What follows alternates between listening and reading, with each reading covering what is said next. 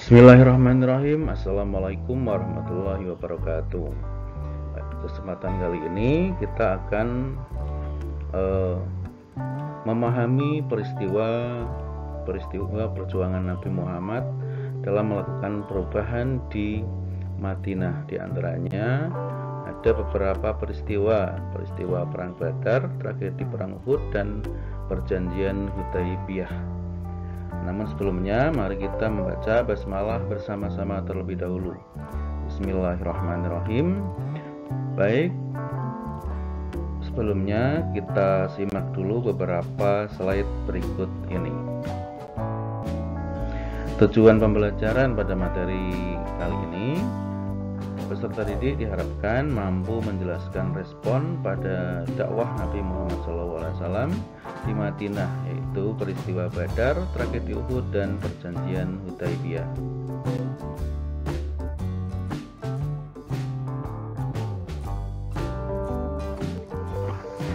Setelah diam-diam menentang dakwah Rasulullah SAW, orang-orang kafir akhirnya menggalang koalisi dengan kelompok kafir Maka untuk menghancurkan dakwah Rasulullah di Madinah. Dari sinilah kemudian terjadi beberapa peperangan antara kaum muslim Madinah dengan para penentang dakwah Rasul. Perang pertama yang menentukan Islam menjadi agama dan peradaban baru adalah Perang Badar. Beberapa tahun kemudian pihak Quraisy dari Mekah menyerang pihak Nabi Muhammad di Madinah, sehingga terjadi perang Uhud dan kemudian disusul dengan perang Khandaq. Dalam perang Uhud pihak Nabi Muhammad menderita kekalahan, tetapi dalam perang Khandaq pihak Nabi Muhammad berhasil mengalahkan kafir Quraisy.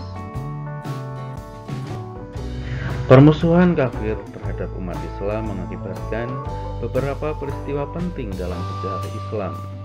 Antara lain diantaranya yang nomor satu, peristiwa Badar atau Perang Badar.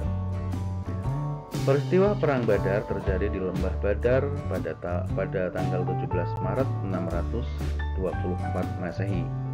Perang Badar bermula pada saat rombongan kafilah Abu Sufyan yang kembali dari Syria atau Syam, yang mengirim utusan kepada penduduk Mekah untuk meminta perlindungan atas kafilahnya. Permintaan itu ditanggapi oleh penduduk Makkah dengan penafsiran bahwa kafilah mereka dicegat oleh umat Islam. Berita tentang pencegatan umat Islam terhadap kafilah Abu Sufyan diterima oleh Abu Jahal. Lalu dia naik pitam dan mengirim pasukannya yang berjumlah sekitar 900 sampai 1000 orang.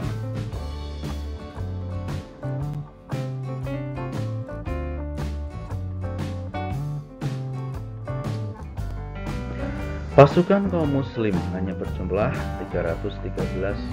Dari jumlah tersebut 240 orang adalah kaum Ansor. Karena mereka keluar tidak untuk niat perang, hanya menghadang rombongan kafilah Abu Sufyan yang kembali dari Syria. Adapun kaum muslim hanya menggunakan kendaraan 2 ekor kuda dan 70 ekor unta, dan yang membawa bendera adalah Mus'ab bin Umair al-Abdari.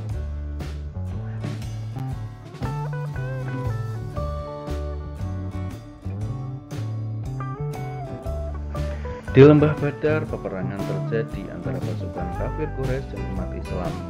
Pertama-tama terjadi duel antara anggota pasukan. 3 anggota pasukan kafir Quraisy yaitu Utbah bin Rabi'ah, Syaibah bin Rabi'ah, dan Walid bin Utbah berhadapan dengan Hamzah, Ali bin Abu Thalib, dan Ubaidah dari pihak umat Islam Madinah. Dalam pertempuran itu, ketiga kafir Quraisy terbunuh. Utbah dibunuh oleh Hamzah, Walid dibunuh oleh Ali, dan Syaibah dibunuh oleh Ubaidah.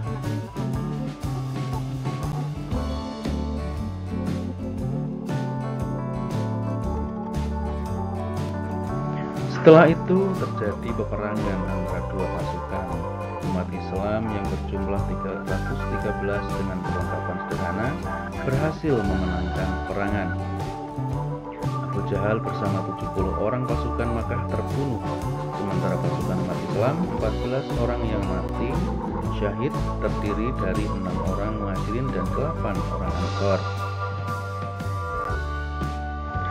Kemenangan di Badar memberikan kesan tersendiri baik bagi umat Islam maupun kafir Quraisy Mekah. Di antaranya adalah satu, semakin solid kekuatan umat Islam di Madinah. Yang kedua, menjadi dasar pemerintah Nabi di Madinah. Yang ketiga, kemenangan militer umat Islam yang pertama. Dan yang keempat adalah semangat jihad perang Badar sangat berpengaruh terhadap dakwah Islam pada hari-hari berikutnya.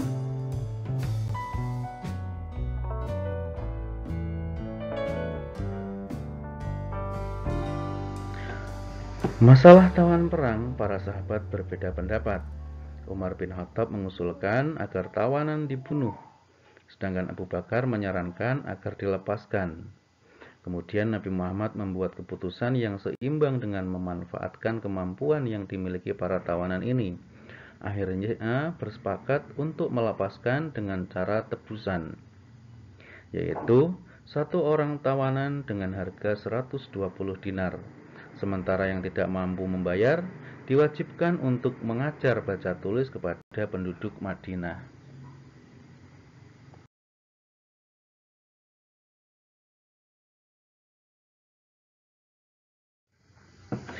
Bagi kaum muslimin, perang Badar ini adalah perang besar yang pernah terjadi yang patut dibanggakan. Tapi Nabi Muhammad mengajak tetap semangat, tetap waspada, terlebih pada hawa nafsu masing-masing. Berjuang melawan hawa nafsu yang selalu mengajak untuk berbuat malas dalam beribadah kepada Allah. Nafsu yang mengajak pada perbuatan yang dilarang oleh Allah patut untuk diperangi oleh diri sendiri. Dan yang kedua adalah perang Uhud. Tragedi Uhud atau yang dikenal dengan perang Uhud terjadi pada bulan Ramadan tahun 3 Hijriah atau 625 Masehi. Hal ini bermula kaum kafir Quraisy Mekah merencanakan untuk menyerang secara besar-besaran terhadap umat Islam. Pasca kekalahan mereka dalam perang Badar, mereka berangkat menuju Madinah dengan membawa pasukan yang terdiri dari 3.000 pasukan berunta, 200 pasukan berkuda, dan 700 orang berbaju besi di bawah pimpinan Khalid bin Walid.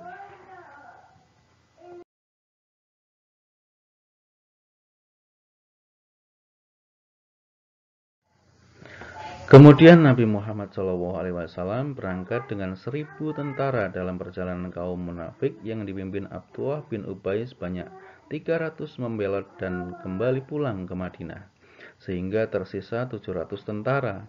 Nabi SAW tetap melanjutkan perjalanan.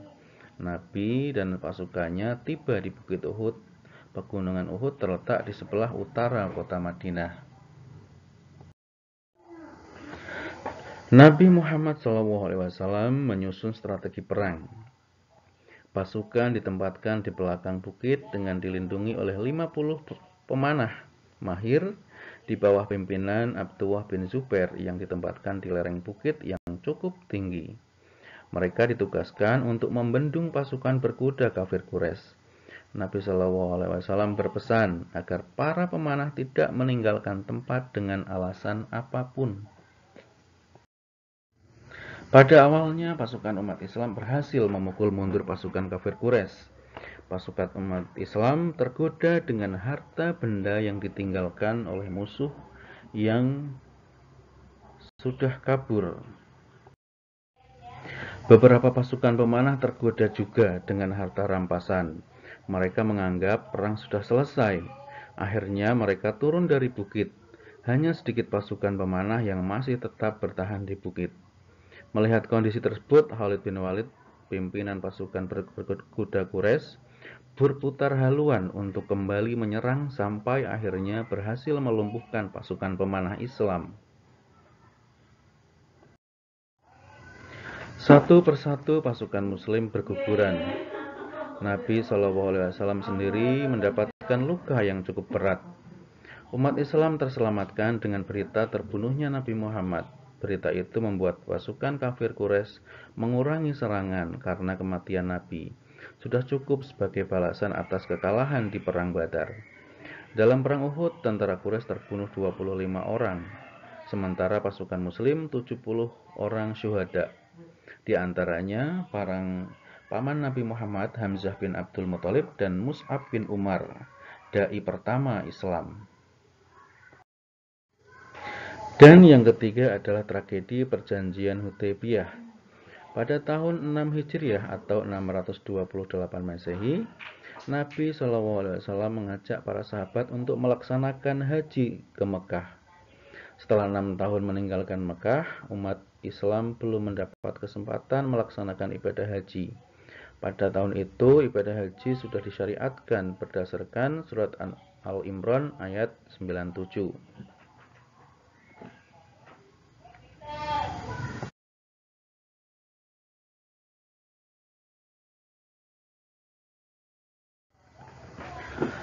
Nabi memimpin langsung rombongan sekitar 1.000 umat Islam pada bulan Dzulqa'dah yang dalam tradisi Arab dilarang berperang. Namun kafir Quraisy berusaha menghadang dan menghalangi umat Islam masuk ke kota Makkah.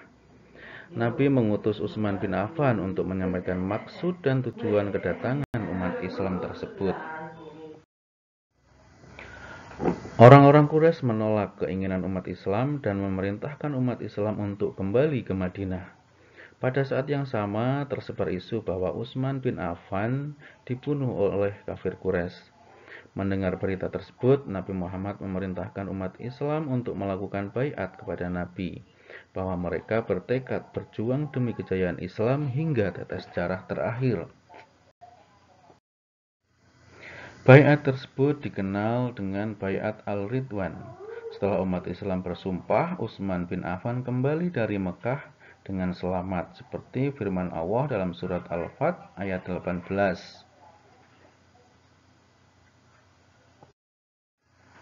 Adapun kafir Quraisy merasa khawatir akan tekad umat Islam untuk memasuki kota Makkah tahun ini.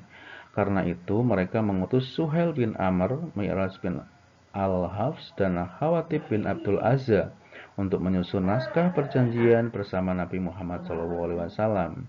Perjanjian tersebut dikenal dengan Perjanjian Hudaybiyah.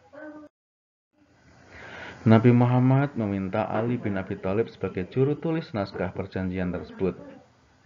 Suhail menolak pencantuman Bismillahirrahmanirrahim. Sebagai gantinya, mengusulkan Bismika Allahumma, atau yang artinya atas nama ya Allah. Dia juga menolak pencantuman Muhammad Rasulullah diganti dengan Muhammad bin Abdullah. Kedua usul itu diterima Nabi, walaupun para sahabatnya menentangnya. Adapun isi perjanjian Hudaybiyah tersebut antara lain, yang pertama, kedua belah pihak sepakat mengadakan gencatan senjata selama 10 tahun. Dan yang kedua, setiap orang diberi kebebasan bergabung dan mengadakan perjanjian dengan Muhammad atau dengan kaum Quraisy. Yang ketiga, setiap orang Quraisy yang menyeberang kepada Muhammad tanpa seizin awalinya harus dikembalikan. Sedangkan jika pengikut Muhammad bergabung dengan Quraisy tidak dikembalikan. Dan yang keempat, pada tahun ini Muhammad harus kembali ke Madinah. Pada tahun berikutnya mereka diizinkan menjalankan ibadah haji dengan syarat menetap selama 3 hari di Mekah dan tanpa membawa senjata. Isi perjanjian tanpa merugikan umat Islam. Tapi di sisi lain, perjanjian Hudaybiyah menunjukkan kearifan Nabi Muhammad dengan terbukanya peluang bagi Nabi Muhammad dan umat Islam. Peluang tersebut antara lain, yang pertama adalah legitimasi pemerintahan Islam. Perjanjian Hudaybiyah tersebut secara tidak langsung mengakui status politik Nabi Muhammad sebagai pemimpin umat Islam dan pemimpin kota Madinah, sekaligus mengakui keberadaan pemerintahan Islam di Madinah. Yang kedua, fokus penyebaran Islam. Pada perjanjian Hudaybiyah mencantumkan gencatan senjata 10 tahun, merupakan kesempatan emas untuk menyebarkan Islam tanpa diganggu oleh urusan perang. Antara tahun 6 Hijriah dan 8 Hijriah, Nabi Muhammad SAW mengirim utusannya ke berbagai kerajaan, antara lain kepada Heraklius atau Kaisar Bizantium, Isra penguasa Persia, Mukaikis penguasa Mesir, Negus atau Najasyi penguasa Habasyah Abyssinia, Haris al-Ghasani Raja Hirah, gubernur Persia dari Yaman, Haris al-Himsyari atau penguasa Yaman. Yang ketiga, simpatik kepada kearifan Nabi Muhammad. Kearifan Nabi Muhammad dalam perjanjian menarik simpatik para pembesar Quraisy. Para pembesar Quraisy dan anak keluarga terhormat, maka banyak yang beriman dan masuk Islam.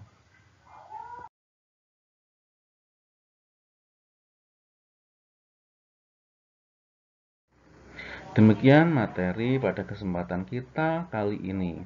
Dan untuk tugasnya, coba kalian tuliskan kembali perjanjian Hudaybiyah di atas ke dalam buku tugas kalian ya.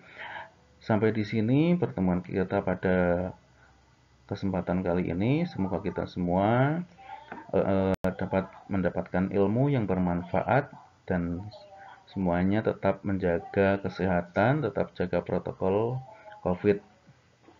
Dari saya, sekian dulu. Kita akhiri dengan bacaan hamdalah bersama-sama. Alhamdulillahirrabbilalamin. Wassalamualaikum warahmatullahi wabarakatuh.